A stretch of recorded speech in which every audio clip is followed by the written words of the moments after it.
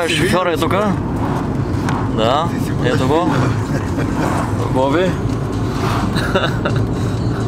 Ние продължаваме, връщаме се към... Къде беше?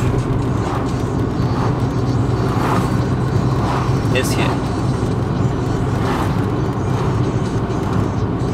Дал.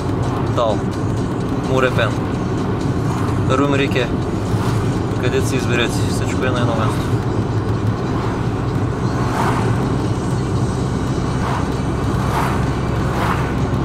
Спирянка на Орге.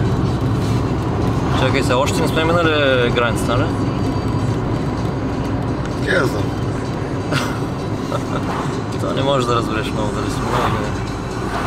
Tax Free Refunds. Не сме, ето сега.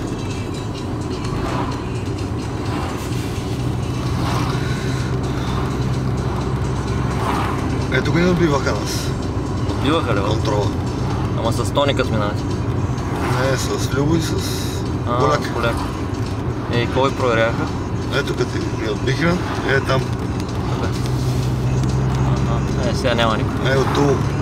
Още не са излезли митничарите. Ама вие късно се връщахте? 3 часа. Имате точно тогава се проверяват. Един къмпинг. Един велосипедист Бро. С защитната жилетка.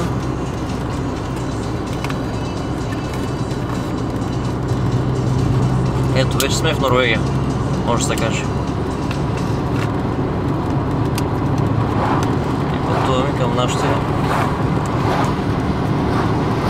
родни, не работни места, да го наречем.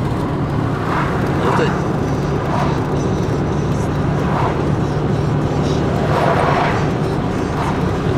Норвежците малко са закъснели за шопинг, защото вече се напълниха магазините. И по-раничко, предвидливо. Ама гледай колко коли са. Много. Отиват сега да пазаруват ефтино.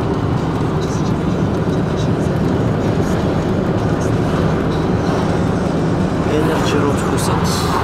Някаква енергийна къща се строи.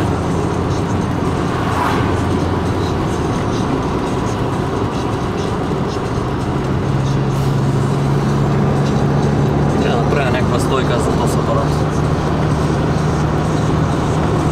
Мога да стоя.